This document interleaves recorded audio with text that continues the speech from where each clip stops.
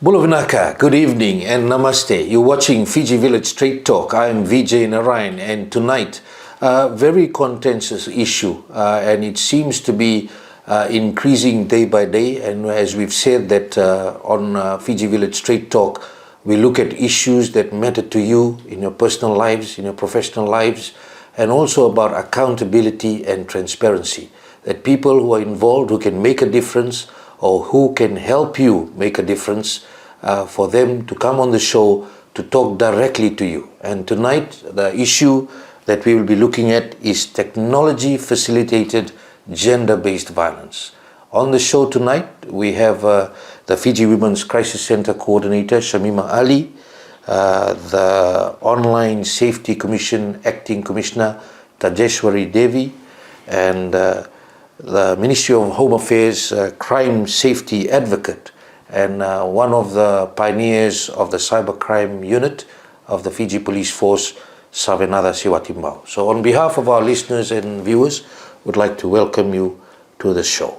We start off with Savenaca, just in relation to technology-facilitated gender-based violence. Yes. You started off in 2006 with the police force, cybercrime unit. If you can give a highlight based on the legality of it, what is it?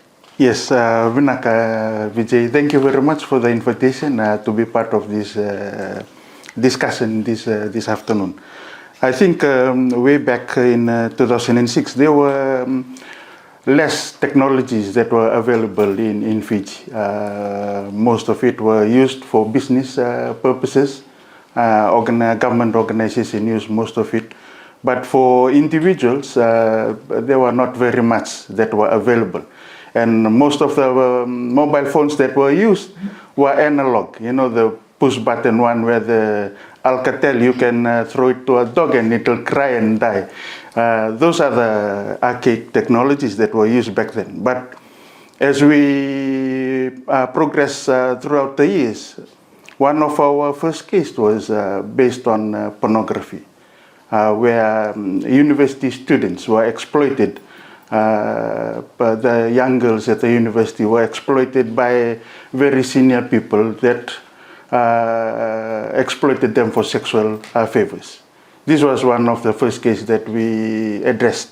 And I know if you will look back at your archives, your news archives, it was highlighted back then. It was one of the big cases that we highlighted. But it increases after the introduction of social media. Social media was introduced in 2009 in Fiji. Then all of a sudden the amount of online crimes started to increase because it covers a whole lot of aspects. But in terms of gender-based violence, it started with technology, even though it wasn't clearly defined back then. But it has its presence surrounding technology. The limitation of devices in certain areas, even in homes, have caused some of the strenuous relationship in the individual homes. Also, the use, the platform that were introduced by these devices, that is widely used now as social media platforms. These have caused some of the abuse, online harassment, and all of these that have caused, even ended up in a very bad situation where people have intended to take their life, or some have lost their life. So as technology and development grows, so does the impact of how it impacts individual lives also grows with it. And this is part of the development that not only Fiji is undergoing, but all of the developed countries who use technology. But we are fortunate that we have such advocates in Fiji.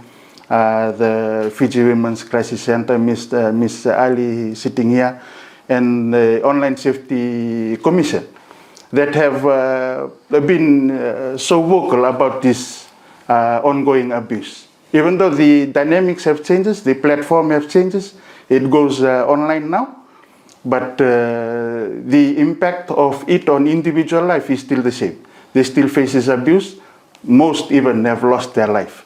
We'll go further into the challenges that are being faced, and no doubt when this continues to emerge and increase, there will be challenges. Yes. I'll get Shamima into the discussions. You have been a strong advocate in relation to gender-based violence, Shamima, and over the years, as technology has grown, so have the challenges grown and more abuse?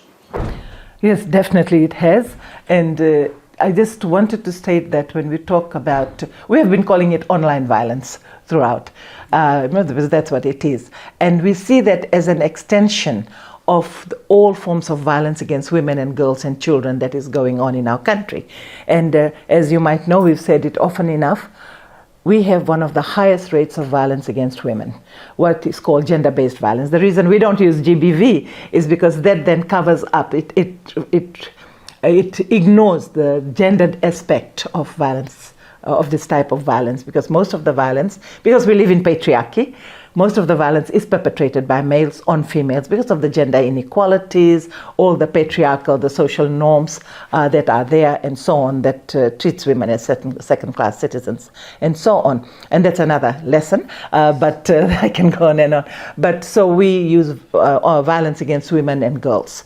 And this is just an extension of that violence. Our rate, national survey of 2011, over 10 years ago, shows that the intimate partner violence, 64% of women suffer from domestic violence, from physical, sexual, and emotional violence in our country. That is very high. It's actually double the global average. And other countries around the Pacific are the same, Kiribati, Solomons, Vanuatu. So this is an extension of that. It is not a standalone form of violence. And now we have adopted other terms, like terms that have been introduced to us. Technology facilitated GBV, abuse. And so people get confused about these terms too. So I just want to say to people, it's online violence against women and girls and children, of course, and there's and many aspects to it now. It is getting worse, and technology can be a very good thing, and particularly for women and girls and everybody else. We learn so much from it, and so on. But it can also be very detrimental to a lot of people, and particularly to women and girls. Online Safety Commission is fairly new, Tajeshwari. But we know there's a law in place that was passed in Parliament. If you can tell us, based on your understanding, how, for example, Shamima has brought in the issue that it's just online violence. How do you see the online violence versus the technology-facilitated gender-based violence? So, thank you so much. Based on what Save and Ms. Shamima has mentioned, I think just to echo on that, in terms of technology-facilitated gender-based violence is something that actually refers to violence and harassment or abuse that is perpetrated against individuals based on their gender. So it's mostly like gendered aspect using the online platforms, and specifically I may talk about is violence that happens with women and girls on social media platforms. And this is this situation in Fiji is now increasing, and it's common, and perhaps becomes an alarming issue for us as well, because the most issues, I would just basically touch on what we receive and based on the facts that we receive. And this is in terms of revenge porn, if you have heard about this. And we term this as image-based abuse at Online Safety Commission, but basically this is like revenge porn. So issues that arise between a man and woman, that is husband and wife. So most issues that we receive is domestic issues that is relevant to what happens or goes online, basically. So if I may give an example, like revenge porn that is very common and increasing, and this is this for instance goes to like an increase in distance relationships. And this is what we have found out, that there's like distance relationship, and what happens is they tend to share explicit photos with each other or videos, And then when there is like an issue between the partners, or when they part their ways, this is where one of the partner starts to threaten the other partner, and so this is form of revenge porn. So the other partner starts to take revenge from this one, and this is increasing in Fiji, and we have seen that a lot of cases have been reported, and the perpetrators are known, and when we ask them who, it tends to be like the partners or the ex-partners. It's not like someone who's like totally a stranger. So this is an alarming issue because it's not coming from a stranger, it's coming from within the house, or within the family. Exactly. So it links up with coming back to Shamima, your point about gender-based violence. The majority of that, the perpetrator is known to the victim. Known to the victim, and most of them we hardly get cases. We do get cases where it's a stranger and she doesn't even know. So it's also things like somebody asking someone always for a date, and she refuses. So so they indulge in doxing, putting up all her information about how she's available for sex and things like that. You can explain doxing for viewers, please. They'll do it better. But it's about when you, so if you like a girl and she doesn't like you, or even if there's a broken relationship and she doesn't want you anymore, the revenge porn kind of thing. So then he starts putting up all her whereabouts, contact details and everything up there, and then people that she's available for a meeting, sexual encounters and so on. And then she starts getting calls from various men saying, when shall we meet, and and then she's quite shocked that this is happening. So that's quite common, becoming quite common now, and they use the like fake IDs and so on, the people who are doing it. You have received many cases? Yes, where they're increasing now, and they're increasing we now. We have also gotten some cases regarding that. There's like certain groups on social media platforms that's actually having a lot of advertisements on that. And it's like private platforms, so that's something that doesn't have a control over. Because if we get one removed, there will be others creating more. Yes. I'll come back to Savenaca. You talked about that initial case, and you said, okay, we can go into the archives or we can just discuss it here on how the authorities approached it. Now, in this case, the university students were vulnerable, and you said these were powerful individuals. Yes, influential people. Yes. How did the case get finalized? Were people taken to task? Yes. Actually, they were put into prison. That was one of our first successful prosecuted case. The individual were put into prison. How difficult was it? Back then, it was like straightforward because we have we kind of have the tools to run the investigation. What I'm asking about, if they were influential people, were they trying to use their influence to further threaten the victims or try to stop the investigation? They were further threaten the victims. They were when it was found out, when it was exposed, then they were going back using the images to go and threaten the victims that we will expose this, we'll send this to your parents, family members, to stop the victims from complaining or giving a statement. So those are the... That was new to the cybercrime unit. It was new. It was new. What were the challenges you faced at the time? Knowing that it was something new, and you said it was formally recognized in 2008. Yes. You had that vacuum as well. Yes. And that things were new. Yes, the challenges were the laws. Laws back then doesn't have specifically for computer generated images and all this. The laws were mostly for physical documentation. Covers that as documentation, and the other one was the impact that it has on the victim. That is one of the challenges that we had then, was to convince the victim to be able to open up and produce statements or give their statements. So the mindset of the victims, officers were not ready to ask the right questions and get the right answers from the victim. So it was challenging both sides, from the victim to understand that we need to report this, we need to say this and all the other aspects of it. And the officers to receive this. Having seen the images, how does one react to the images and then ask that this is a criminal matter and ask the follow-up questions. So it was new, it was very challenging, but eventually we were able to, with guidance of the senior officers back then, we were able to successfully prosecute those cases. Now, Tajeshwari, just for Online Safety Commission, so a new law came into place.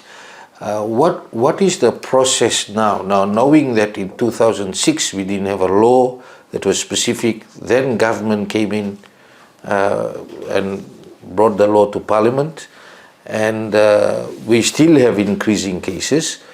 Can you explain how is Online Safety Commission dealing with these issues, knowing that the law is in place now? So in terms of the generic approach, I would say not specific to technology facilitated gender-based violence, but the Online Safety Commission does receive complaints with regards to cyberbullying, image-based abuse, internet trolling, and cyber stalking. So these are the jurisdictions covered in our Act. And based on that, there are offences as well under sections 24 and 25. So 24 would say causing harm to individuals by posting electronic communication, and electronic communication would mean anything like social media platforms, emails, and any form of electronic communication. So whether the individual has intention to cause harm or threatens or has actually caused harm, those are covered under section 24 of the Online Safety Act. So this would mean cyberbullying related issues, internet trolling, and cyber stalking. And there is another section which covers, section 25 covers sharing of intimate visual recordings or intimate pictures. So this would be actually not just sharing, but even if you threaten to share a picture or video of a person. So these are the two sections covered in our Act. However, I may say that the Online Safety Commission does not have powers to prosecute in the court. But the fact that we have signed Memorandum of Understanding with Fiji Police Force, thus proper initial assessment is taken by the Online Safety Commission, and then a formal referral is given to the Fiji Police Force for them to initially investigate and prosecute matters to the court.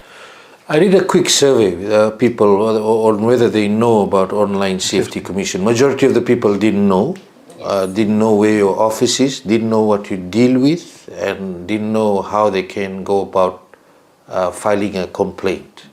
Can you tell the people watching what they can do if they're going through a scenario where they need to file complaint or need to get help from you? So perhaps yes, we are fairly new, and the promotion is going on. We're still reaching out to the communities, we're reaching out to the schools, but with the number of populations and the number of people working, so henceforth we're still promoting online safety. But if you are facing any online abuse related matters, you can you can visit our office. It's at level 9 Subovo House in Suva. Perhaps if you are from different regions or different towns or cities, you can definitely call us or email us. You don't have to visit us, you can definitely call us or visit us. And we are not 24-hour service as well, but however, if you wish to lodge a report, there's nearest community policing, there's police stations that you can report to, because we have signed Memorandum of Understanding and a proper training has been provided to the police officers as well, to how they can receive and refer the matters to the Online Safety Commission. Yes. So let's talk about this, about people communicating. What numbers to call? So they can call on 9980242.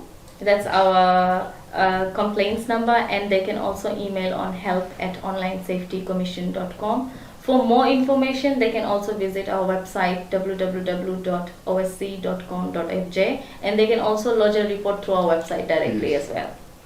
For police, now you are the Ministry of Home Affairs, Save, yes. In relation to what Tajeshwari says, that they're not 24 hours yes. service, and also people are trying to grapple with how they can go about filing complaints, etc. Police is everywhere, police stations, you have more access. How are you working together based on the MOU that has been signed? Yes, thank you, Vijay. I think as you've seen in the previous press release given by the Fiji Police Force, there have been ongoing training on this cybercrime investigation, all these online-based crimes.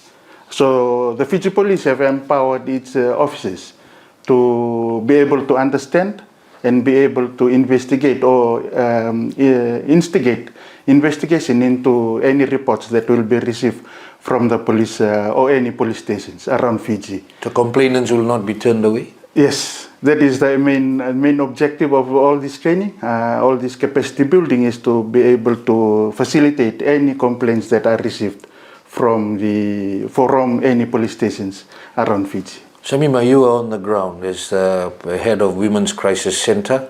You definitely will be dealing with a lot of people who have gone through this.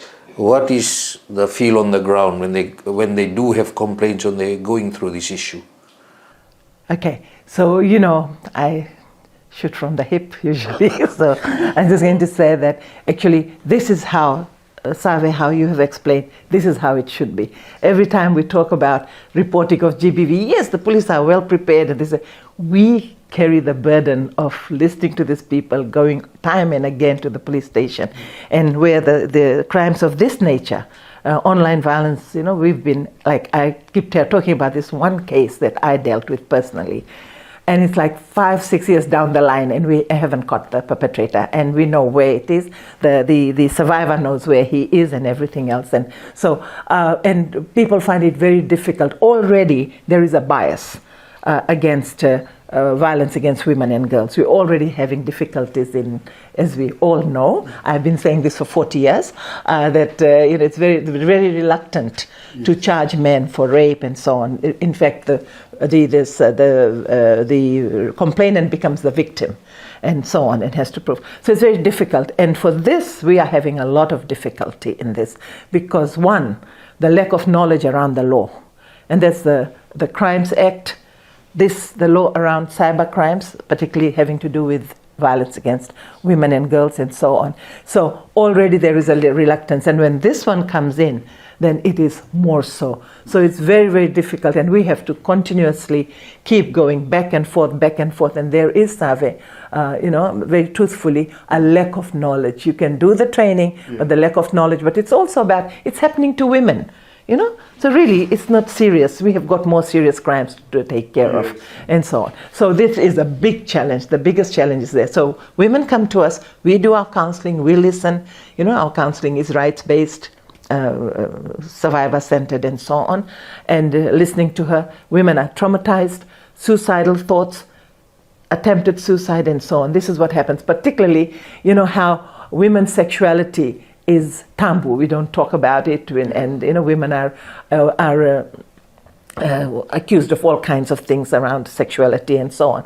So when these pictures are going viral, that is the one that we get a lot of also. When pictures, he's threatening to put pictures out, and he's already sent some of them and so on. This woman is like in front of her brothers, her father, uncles, the male members of the family, and her workmates and so on. So she is suicidal and so on. It's very difficult for us. So we can do our best here through the counseling and, believing her, not judging her and so on. Then where do we send them to? Where do we guarantee? So we have to accompany them to the police station. We have hired a police liaison officer, retired police officer, who follows up all the cases with us. So he goes and sits at the police station and then, follows up the cases and so on. So that is a huge area. We'll talk about the challenges in our second segment, but we're not done yet. Just on that case that you talked about, that it's been pending for 5 to 6 years, is it still going on? Well, she's left the country. I think I haven't heard from her for the past year or so. But, we did whatever we could with her. And that was a stranger, and so on, who at that time, 5 years ago, put a camera when he came in to do something else in the flat she was sharing with someone to change a lock or something. Yeah. And then, a few years later she came back. She had gone away, she came back. And then he knew she was back, and he started sending her some images. And she realized that where she used to live before, that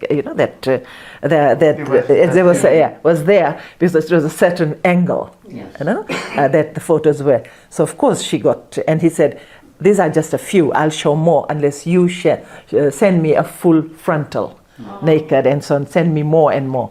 But she was smart, and she got in touch with someone, and that someone got in touch with the cyber unit here. I'm talking about, I think, 2019 or 18. I know the case. Yes, and when she came to the cyber unit, and she was told, the guy who was there said, you know what, this is a cyber unit, but we don't know what to do about this. So she was sent somewhere else, and so from pillar to post. Then we followed up. Then her friend called us. We got involved and worked with her. So, and in the end, COVID came and everything else, and it was held. And I haven't heard back from her. So, yeah. You're watching Fiji Village Straight Talk. I'm Vijay Narayan. We'll be back after this break. I've always resorted to drugs because of the work that I do as a coping mechanism. You said you started sex work and drugs at the same time? I was 12 years old.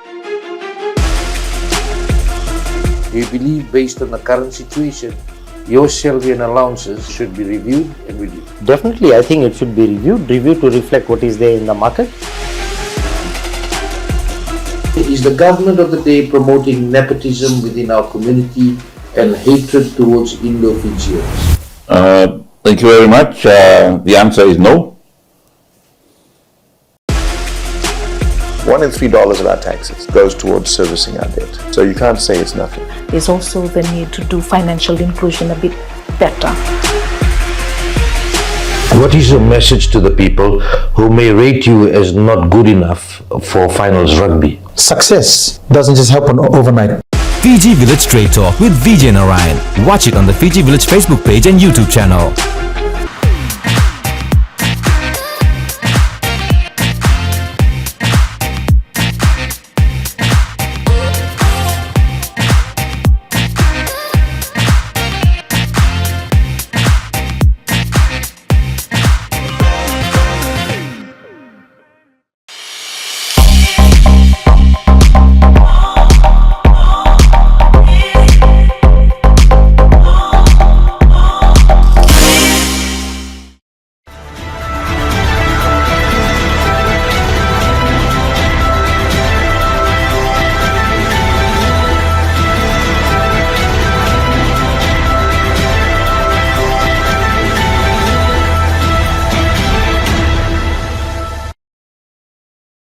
Welcome back. You're watching Fiji Village Straight Talk. I'm Vijay Narayan. Our guest tonight, the Fiji Women's Crisis Center Coordinator, Shamima Ali, Savenaca Siwatibau, the cyber safety advocate from the Ministry of Home Affairs, and Tajeshwari Devi, the Acting Commissioner of the Online Safety Commission.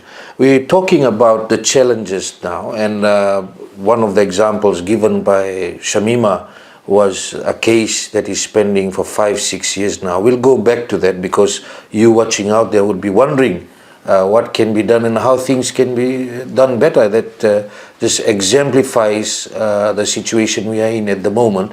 So Shamima, what were some of the concerns or issues that from your perspective may have stopped things from moving?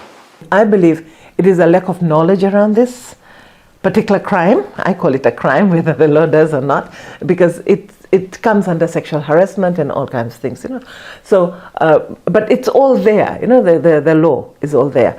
But I think there's a lack of knowledge around the law and how to prosecute, how to collect evidence. It's the hard yard.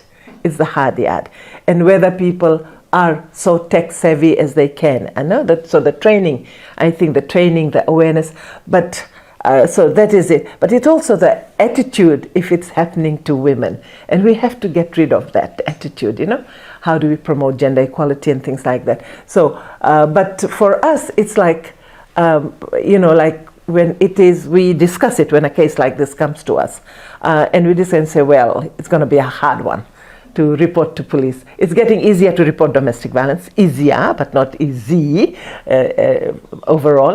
But and rape, still we're struggling with rape and sexual crimes. And this one is the harder one because of the lack of knowledge. Yes. If you can share to the people, without naming the victim, of course, what did this case entail? Did she have evidence? Did she have proof of who was the perpetrator? She had the images. She had the images that he had already sent. She never sent anything back. So she had that. And she sort of had identified the suspect. He was the only one, she said, who had come in. So that's all that she had. And the police kept, because she came to Suva, then she was sent back to where she came from. I will not name the town, but she was sent back there. And they gave her the runaround from a rural station to the town station and so on. And the guy was living just down the road. And they said they'll bring him in and so on, but they never did. And even when they did, they released and so on. So I guess there was no evidence. But he started doxing. Then people started calling, during that same time when she reported. So people started calling her, men started calling her. So that stalking, that doxing, those things continued from different platforms and so on. So, eventually all we could do was follow up, and it didn't happen. And then she just, I think, gave up and went away. Another discussion about Shamima also raised the issue that the person, when they went to a police station, they said, oh, that's a cyber crime issue, and definitely there may not be cyber crime officers in every police station. Yes. And the issue about knowledge sharing, knowledge building, understanding laws and keeping abreast of it and making sure enforcement comes into the play. What are you doing to ensure these things improve? I think over the years, the Fiji Police Force is trying to address that issue in empowering not only the police officers, but also in terms of the community, empowering them on the knowledge of how to report these matters. But for police officers, they have done a lot of training. The Fiji Police just recently have upgraded their capabilities. The past 2 years, they have acquired dedicated machines that looks into investigating this type of criminal matters, where they upgraded their laboratory with the help of the Australian Federal Police. So these are the ongoing development for the Fiji Police. But one of the things that Madam Ali has rightfully said is the attitude. I think that has been an ongoing challenge within the Fiji Police Force, is how people would like to address the reports that have been lodged or have been put up to these individual police stations. Is that police officers with the right attitude will address it in a manner that can, help or provide some type of relief to the complainant. And we can have the right technologies, we can have the right education, but if we don't have the right attitude to serve the public, that will always be a continuous problem. I was told that police for many years now is not having any training sessions with the Women's Crisis Center. Will that change going forward? Well, Vijay, I might not be able to speak on behalf of the Fiji Police, but from the cyber... It's necessary though. From the cybercrime perspective, government has been trying its very best to not only to mitigate, but to address the issues. And we work closely with Mr. Tajeshwari Online Safety Commission in providing them, facilitating some of their awarenesses and even to administering some of the awarenesses. We have gone far and beyond, trying to improve on the services that government can provide to counter or mitigate these online crimes. Just a point to note is we have been focusing on this issue because it affects many people. We also sent questions to the Acting Commissioner Chuki Fong Chiu, and he did come back to us saying that training sessions are underway and more sessions will be held, and they will be engaging the Fiji Women's Crisis Center as well. So we will be following that up to ensure that those things start to happen. Vijay, can I just say something? What we're saying is we're in the best position because we're at the ground level. We know actually what happens. We used to have very good programs with the Fiji Police Force over the years since we started. And it all started during the last government's reign, stopped because we talk about human rights. We teach that within the human rights perspective and so on. But also because we were part of the pro-democracy movement at that time. So people don't look at the issues, they look at personalities and who's against and who's for and so on. How many years there's been no training? Oh, we haven't been back there for over 10 years now. And we used to go regularly. We actually helped them develop in the 90s the curriculum, the 3-day curriculum on gender, human rights, violence against women, domestic violence, rape, and also cultural issues around this. So we used to do that regularly with the past, of course, police officers and so on. The acting police commissioners Yeah. comment on the record. Yes, we'll see. Yeah, but the thing is also they have been having training, but from the UN, and the UN, a lot of people teach on the PowerPoint and the theory, but no one is telling the exact. So I can sit at a training and listen to this, and and yes, go back. But when we say, well, we used to say these are the worst, and we used to have regular meetings with the commissioners. These are the worst police stations for women. These are the best, and so on. So they used to perk up and so on. And we used to go and do the training and give them case studies, In things most like of that. these cases, we So need local experts. exactly, and, people from the ground exactly. locally to be also talking about what's happening here. Then we were called in as part of the UN, so we only got about an hour with the recruits. That's not enough to do that kind of work. So that's where we are. So, it's not absolutely true that we haven't been back, but we haven't gone there on our own to be able to do it like as we used to do before. We'll continue to follow that up. Thank you for bringing that up. Tajeshwari, one of the issues being raised here now is about the challenges. The police have got their challenges. Women's Crisis Center has talked about that case. Now, you definitely are getting cases. How are you dealing with cases coming your way? When did you start receiving cases, and how quickly do they get disposed of, and how are they referred further to police, etc.? So, as I mentioned already, that we receive various types of reports, but the most prioritized case is image-based abuse, of course, because it's dealing with sensitive pictures of women, particularly, and I would say that there is a high percentage of increase in the reports that we receive from women, specifically women and girls.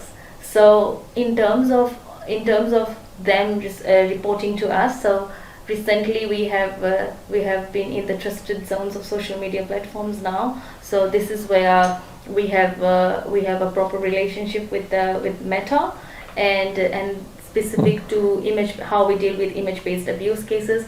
There's like a tool that they have given to us, and that's called sharing of non-consensual intimate images. So this is like a NCII tool, and if a woman or girl has been or any gender has been threatened by a perpetrator for sharing of intimate images online, so this NCII tool is very, very helpful, and this actually helps us in reporting to that NCII tool. And what happens is when we put the images, so it has to be the images of the victim, images or visual recordings in that tool. What they do is they hash the photos or videos, and this is to not actually post it on the social media platform. So once the photos are hashed on that tool, so if the perpetrator is trying to post that picture online, they won't be able to, because it will say that this photo goes against the community guidelines of Meta. So that's a proactive measure. Yes. So knowing that if the victim knows that they now have a situation of a threat coming in, they can contact you directly. Yes. And you will ensure for any platforms, or this is just Meta, which is So any platform. So it's any online platform? Yes. So this is for Meta, but Meta has partnered with the rest of the platforms in this NCII tool. Okay, so you saying for the victims, if they do get a threat or they have a feeling that it will happen, they can contact you and you can immediately get them redress in ensuring that the images will not be posted. How quickly can you do that?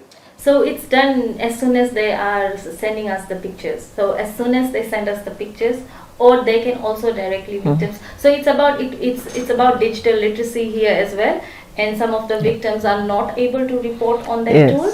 So what happens is we are able to assist them. So as soon as they send us the pictures, that's the soonest we can work on the tool as well.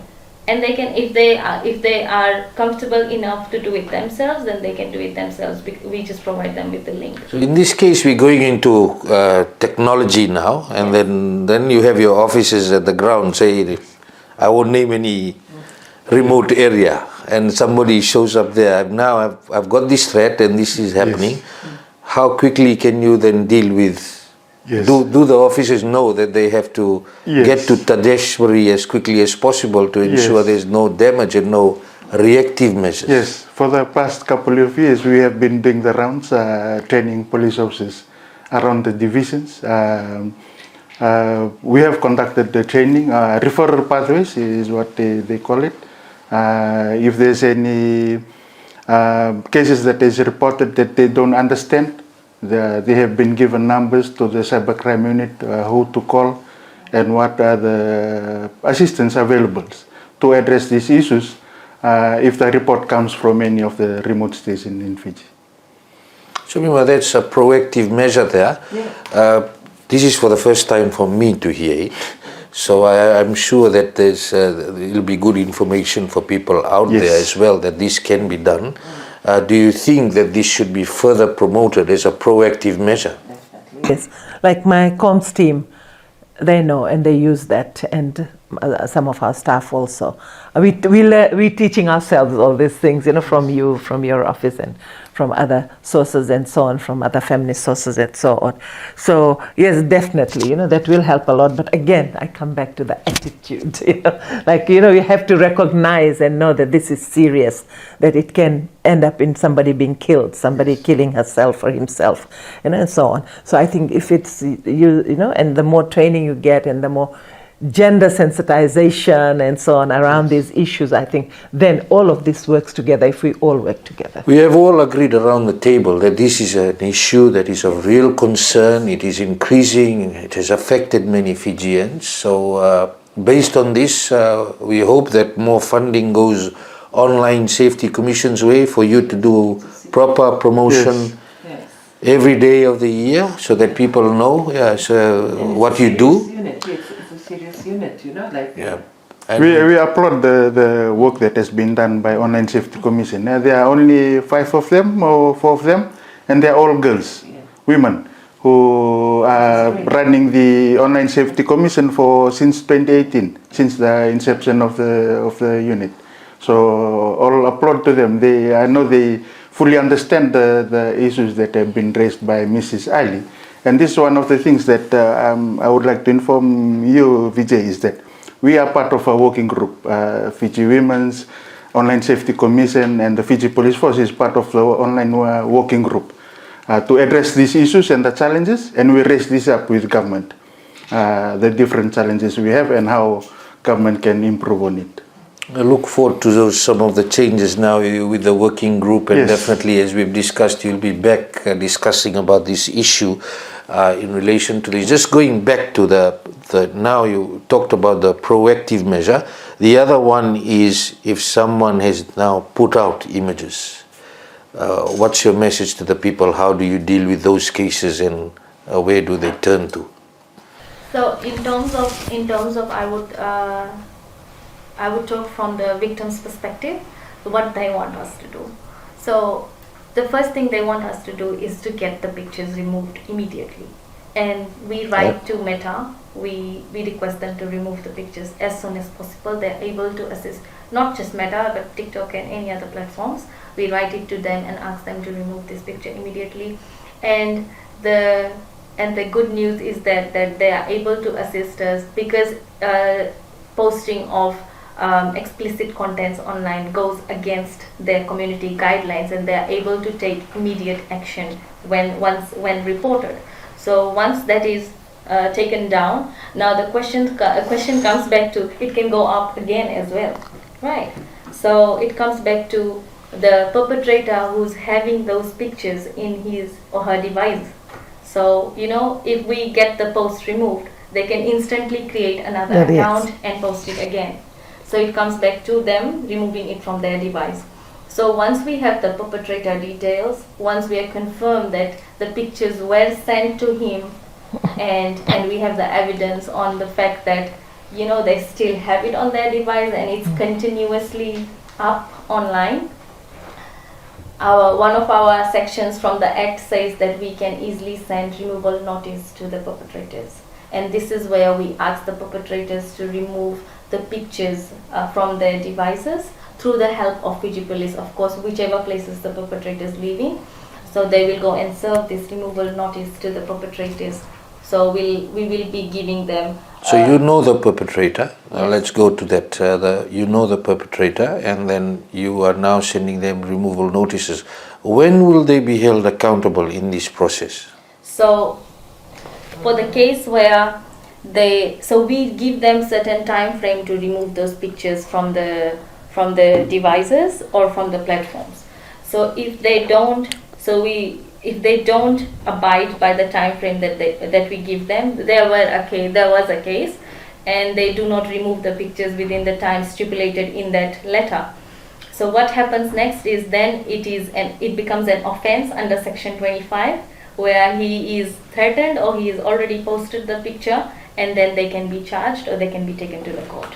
So this is where we will send a proper initial assessment to the Fiji police force that these are the things that has been done and is not abided, and then they can take the matter up further. Another question, and I think it's relevant while we're still here, is the person has already threatened, the person has already put the image up. At what point does it become an offense?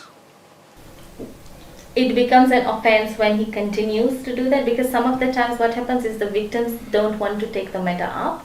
So this is where we have to work on the best interest of the victim as well.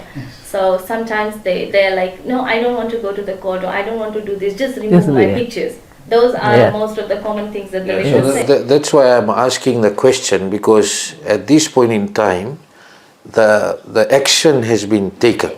And I would like to ask how the other two feel about the current law. The action has been taken, and if the person continues to do it, then it becomes an offense, you say?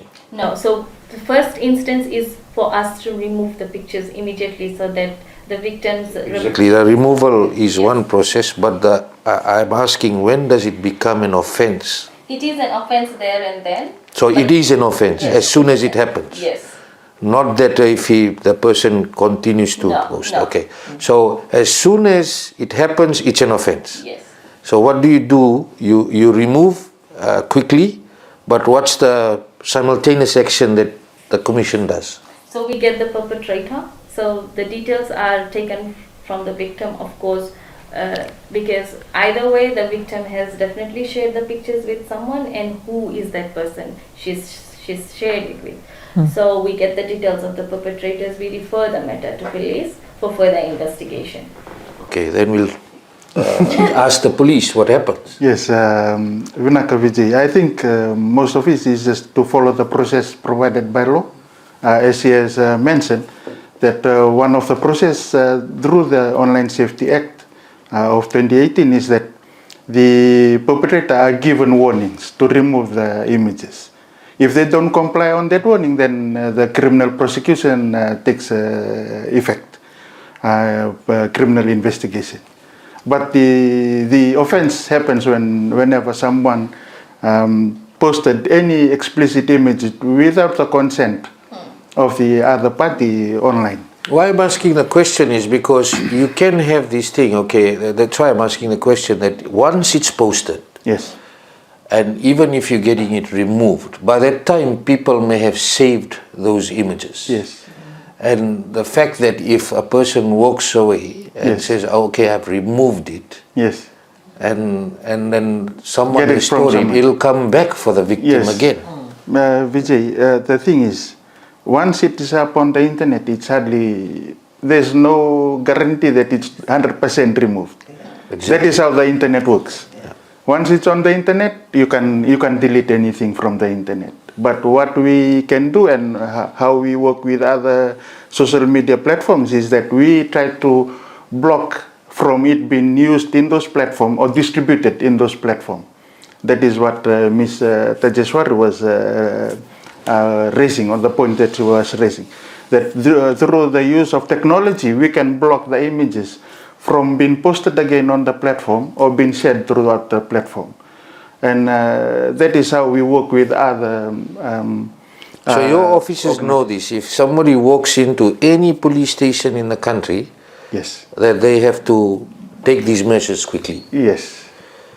And they have been addressed, they have been made aware of the refer pathway if they are not unclear of any steps to take. Because one thing that we can understand, we have to understand, Vijay, is that most of these officers are on rotational basis. He can be posted in certain station on this month, receive the training here, and then he's posted to somewhere else, doing some other things, not relating to all of this. So these are the challenges that is within. That But that is not an issue for the victim. The victim wants justice. Yes, but we continually raise these issues. I think that is an ongoing work for us to continually train our officers in being aware of what are the technologies that are there to help them in addressing this. Shamima, you've been listening to Online Safety Commission, how they're handling the complaints. Police, Savenaca has given his side. You from the Women's Crisis Center, again, what's happening on the ground dealing with these issues? Well, I think we haven't met for a long time. The committee hasn't met for a long time. So, and we need to meet more often, because while we work with your office quite closely, but the police remains a challenge to us. You can't walk into any police station. We don't have that experience. So, again, as I have been saying, we need to get together again and look at all forms of online violence, all forms, like whether what we've discussed today a lot on the images, but we haven't talked about the online misogyny and abuse, the bullying, the sexual harassment, the stalking, even putting up attitudes, sexist jokes, and the kind of attitudes that we see on there and things like that. So there's a whole gamut of it that we haven't talked about, and we need to talk about it. And it's about education. So while we look at the criminal one, which is really bad, the images and all that, there are all these other aspects also that has got tremendous impact on women generally, and also on the particular people who are identified or who are singled out as the butt of bullying and sexist jokes and things like that. So. You're watching Fiji Village Straight Talk. I'm Vijay Narayan. We'll be back after this break. Get ready to elevate your event with Total Event Company's top-notch gear hire services. From a stunning 12 by 12 meter adjustable stage and impressive 13 by 13 meter production roof, we've got your event covered. Our gear can fit any venue, big or small. Need tents? We offer 3 by 3 meter pagodas, 6 by 3 meter tents, and a grand 15 by 30 meter marquee tent. Turn your vision into reality. Choose Total Event Company for gear that makes your event shine. Visit the Total Event Company Facebook page or dial 3314766 to get in touch with us.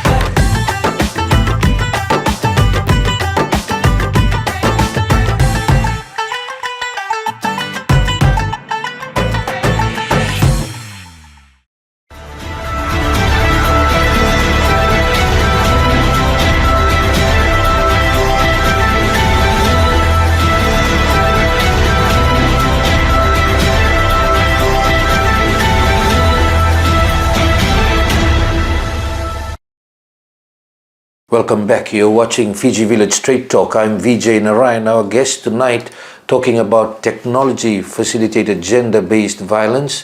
Savenaca Siwatibau, who is from the Ministry of Home Affairs Cyber Safety Advocate, one of the pioneers of the cyber crime unit of the Fiji Police Force in 2006, doing a lot of work based on cyber safety in Fiji.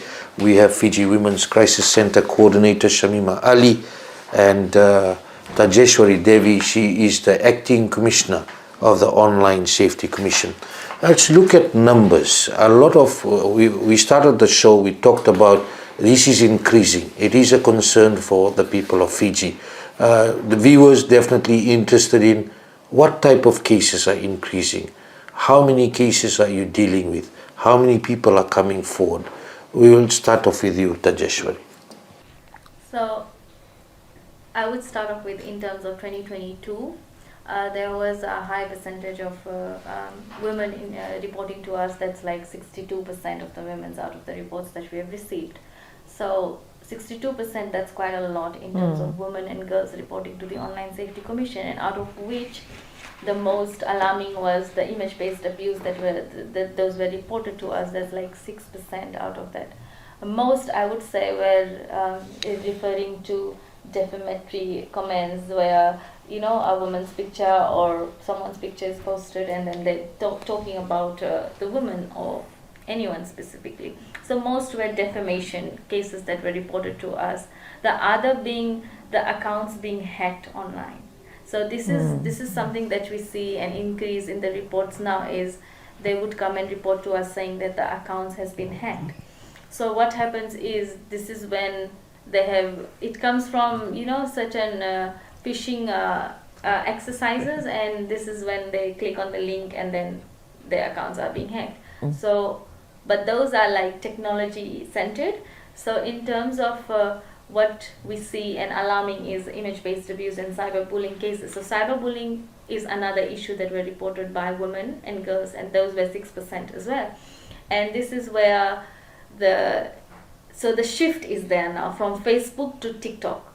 So most of them, now what we have seen based on our experiences, there's like certain background voices that they put on the TikTok, and this has like swears and very vulgar words, and then there's like woman's picture coming in front, and then they would talk about them, and they would say nasty things they would say about the woman. And even they also do those, like when they put their numbers on the visual recording, and then they would say that this, you know, you can contact her on this. So these are the kinds of reports that are increasing currently, and this is what we have seen this year. So from, as compared to last year and this year, there's a wide range of increase in these kinds of reports, especially the shift from Facebook to TikTok. There was, when I joined the Online Safety Commission, there was an increase in the complaints from Facebook, typically because people were using Facebook. Now the shift is to TikTok because they are creating videos, they are watching videos, and the fact that, you know, I think it's because of what they call roasting each other. And this is a new terminology that I came up with. It's saying roasting. Instead of saying defaming, they say roasting on TikTok. Yes. So if I, for instance, unlike your picture or unlike your video on TikTok, or comment something, you know, like which I feel is not okay, so the person who's actually, it was about that video, they will start like blaming each other, and then it doesn't happen through comments. It will start happening through, you know, saving the pictures and then putting it as a video and then talking about that person. So this is something which is increasing, and we have seen that's a high percentage of increase. And image-based abuse, of course, is increasing amongst the partners. So these are some of the alarming things that we have to look into, and a lot of awareness is being raised around how you have to be online. And then in terms of hacking, we have been raising awareness on how they can set up two-factor authentication in order to save their accounts. And the common thing that we saw during COVID also was from online gamings. You know, these girls are also playing games online now, and you know, the key message is when we were small, our parents used to tell us, don't talk to strangers. But they are, playing games with the strangers, and this is where they get into contact and they share their contact with each other. There was a case where a child was asked to send, so they were in relationship from like 13 years old, and they were sharing pictures with each other. It came to our attention when the mother came to us saying that when the pictures was already shared amongst the families. So this was from the online gaming app. So this was something very concerning, because they are playing online games. While they are playing that, they're doing other things apart from playing games. That's child sexual exploitation, not a relationship. How old was this person who was enticing the child? 17 years. So less than they both were below the age of 18 actually. Yeah. Both were below. And then sharing the content. Yeah, so they were demanding, like how adults' relationship is, we demand pictures and then they share it. And then there was a certain stage where he was demanding a lot of money from the parent, from the child, and she was continuously giving that amount of money to the guy. So at a point where she realized that she's not supposed to give that money and it's over, that's where he started sending the pictures to the parents. And so the most stressful part here is, imagine you seeing your child's explicit pictures, so that's concerning. So when the mother came to us, we asked, when she was demanding for so much money from you, did you ever question why are you asking this amount of money? So she said no. So it comes back to the responsibility as well, because when our children are using devices at home, we should ensure that there is some form of responsibility from parents as well, because the fact that it's not about using technology, it's about when they're asking. And there were a lot of reports that were raised where a lot of parents has lost a lot of money from their credit cards as well. This is when they have been continuously giving them credit card, and the fact that the children are very smart as well. They easily claim your credit card details, and they're able to enter it when they're buying coins. Maybe Save can explain a bit more on online gamings that were reported to us as well.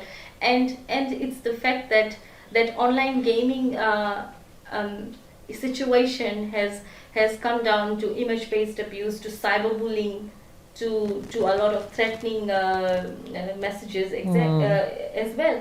So these are some of the issues that evolved from like just online gaming to image-based to cyberbullying. So a lot of concerns has been raised with regards to the children being online as well during COVID. And certainly they are now, as soon as after school, they'll go home and they're just on the phones as well. So within all of that is gender-based violence. You gave percentages. How many cases do you receive in a year? You gave percentages like 62%, but in a year, how many cases do you normally receive? I would say as of last year, just in 2022, we received around 900 to 1,000 complaints per year. That's quite, and it's not that, but this year, as of date, we've received that amount of complaints. So that means there is. So there's an increase, and this is based on reported cases. Reported cases, yes. Which is great, actually, yeah. Because we see that there's a widespread of awareness as well going on, and people are now aware about the Online Safety Commission, where to report to as well. That's another thing. Shamima, you were talking about grooming, and that's another term that if you can explain what's that about, and also the statistics on the ground. Online Safety has talked about what they're dealing with. If you can share what the Women's Crisis Center is dealing with, which is different compared to before. Yes. No, I'm really glad that people are actually reporting, and it's usually the image based, that's the one, how they get into it, but it eventually goes to the image based. So we have, like in a year, we would see about up to 3,000, 4,000 people, girls, children, even boys, people with disabilities, LGBT plus, and so on, women. Most of our cases are domestic violence. So of the domestic violence, so 66%, like this year we've seen about 1,400 new cases up till now, which is double what it was for last year. But of all our domestic violence cases, 80% are online violence, kind of technology facilitated, aggravated by that. How, the use of phones, monitoring the phones, limiting women's access and things like that, monitoring what she's saying to her family and all that. So it's all in there. And if she has left him, then threatening to show the images and all that. So about 80% of our domestic violence cases now, that's a huge increase, are also aggravated by technology, online technology and so on. Only about 20% are, strangers are a very small amount. A lot of them are boyfriends, the relationships they have had and so on. So that's a kind of data we are seeing. Definitely not as many as them because they are specifically for that. And I'm glad that they're going there. Grooming is about forming a social relationship with someone. Usually it's an adult man to a young child. It can be a boy, mostly it is girls. And being friendly and sometimes even faking their ages. Like a 67-year-old would be saying, I'm 16 or I'm 26 and so on, faking ages and so on. And they keep talking and socializing and he's saying nice things to her, what she wants. And if she is in a problematic relationship with her parents, this is where she talks to this person. And eventually they meet up and there's been abduction. There has been rape of young people by these men that they have met and so on. And parents find out by money or something like, when he starts blackmailing her, she sent images. Show me your breast today, show me that part, and so on. And eventually it's full on. And then he starts blackmailing her. So grooming is about, it used to happen before technology. It used to happen an adult with a child in the household and so on. Start giving expensive gifts, saying things that the child likes and so on. And making her feel safe, comfortable. She forms a relationship with him. Starts becoming dependent, and then it can eventually end up in rape and things like that. So we've got that, and then we've got stalking, and we've got sexual harassment, and then we've got what I talked about before about putting up comments, jokes, and so on that is detrimental to all women, and so on. We get those kind of complaints also from the general public who say, do you know so and so is putting up this, or this organization is putting up this, do you know, have you seen it, and things like that. So our job is to then get in touch with that organization and say, please remove this kind of thing also. So those are the kind of things we get. Savenaca, on the ground, from your perspective, yes, knowing that you are also the law enforcement agency? Yes, just that I would like to highlight at this point is that the grooming has been described by Madam Ali is that forming a relationship. With technology, it's borderless. It can be someone from different countries trying to entice a young girl or young child here in Fiji. And this has happened, and it has been happening for quite some time. And it is very alarming that the laws of Fiji doesn't have any undertaking on grooming. It doesn't specifically mention grooming as one of the crime in Fiji. But that is the ongoing challenge that we face. Technology evolves every day. Today you have something, tomorrow it may be not functioning. It develops. The operating systems updates every monthly now. Different devices comes out, mobile devices. Social media is one of the wide used platform in Fiji. 900,000+ Fijians, 600 to 700 of these Fijians use Facebook.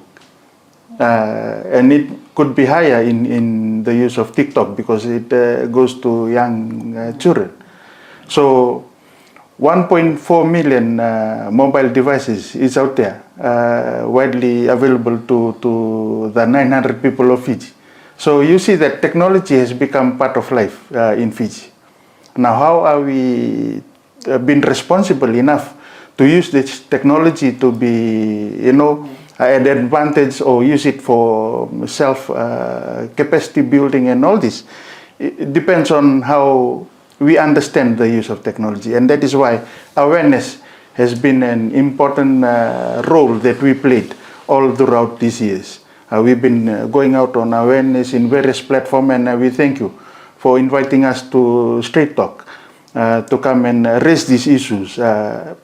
Online gender-based violence is an increasing unknown issue, underreported. Mostly we don't discuss most of this in our communities, in churches, in schools, but we are doing our best in raising awareness on this. Loss has been a challenge because of the evolving nature of technology. Something that is relevant now may be not relevant in the coming days. So these are the types of things that... Do you have some statistics? How many cases are you receiving now compared to, she's saying about 900 to 1,000 cases a year? Yes, I think that will be best asked to our media offices. They will be able to release that stats to you. But from my personal experience while with the cybercrime unit, technology have effect on all crimes aspects that have been involved or have been done in Fiji. Technology has been part of it, from robbery, murder to all types of criminal activities. Technology has been used as part of those crimes, but that doesn't, that doesn't minimize the importance of abuse, because we've seen that now that with the use of technology, abuse is not only physical but mental also. So it has a big impact on especially kids, young girls. And we have cases where students have committed suicide even while they are at school. That is the danger in this, how it impacted the mind of these young kids. And mostly when it goes into your mind, it's very hard to recover, apart from physical abuse where it can heal over time. But mental issues is something that, and I know the Ministry of Education is working on this, having their counselors in schools and counselors from NGOs like this. But these are the main concern for us, how it impacted people's life. And we would like to have that impact in a good way, impact them on improve in their education, impact them on improve in generating income, financial stability, all these other positive things. But unfortunately, we are thrown into this, we migrated into this without proper, anything from the education system. So those are the challenges we can go on. Yeah. Finally, let's talk about the question about the law. Based on, we agree around the table that there are some limitations based on the areas that you work in, and that a review is urgently needed to ensure the people of Fiji get better redress, urgent action is taken. Shamima, from your perspective about the laws. Definitely we need to review the laws, but when we review laws, when we enact new laws, then all of us, the stakeholders, we have to be aware of the laws, and particularly the law enforcement agencies really have to be aware of that. One of our biggest struggles is that, whether we talk about the Domestic Violence Act, whether we talk about the Crimes Act, no longer decree, Crimes Act, and so on, that the rape laws have changed, and so a lot of law enforcement agencies, personnel, are not aware of those changes. So when we review laws and bring in new ones, there's a huge responsibility to ensure we all know what the laws are, and particularly the law enforcement. We have to do that, and we have to work together. Our subcommittee, our committee needs to be revived, and we need to work together and share information. I mean, I've learned so much today sitting here, so we need to share that information. And government has to put in resources, because this is a big problem, as we have all discussed here, and you all know this better than we do. We only deal with one aspect of it. So I think that the resources need to be. There is the government's prevention plan, And this needs to be part of that. And I'm in the secretariat of the technical working group with UN Women and the Ministry for Women. So definitely we are pushing for this also to be part of the prevention plan. It's a big task, but I think we need to start.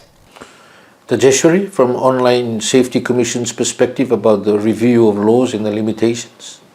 Well, definitely there are, as mentioned by Ms. Ali, perhaps, but the idea is for us to know the law as well, because while we are changing the law, and if we don't know the law, there is a difference between that as well, because we can keep changing the law, but if people are not aware about the laws, that's another issue as well. So perhaps that's why we are saying that digital literacy among the citizens of Fiji and the literacy among these laws is important as well. Yes. While we are updating our framework, but the knowledge needs to be shared amongst the society as well.